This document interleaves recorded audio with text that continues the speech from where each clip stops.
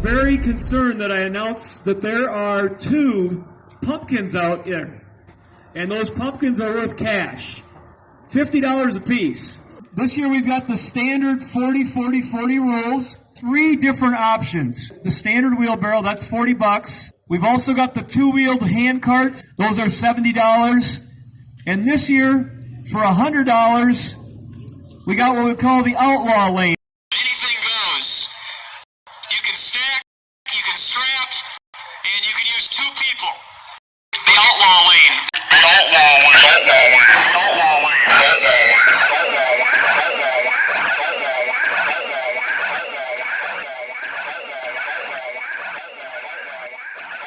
All right, 3, 2, 1.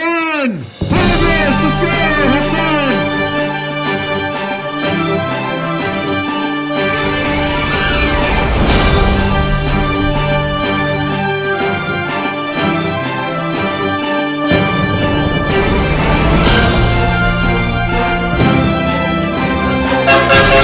There's the man right there.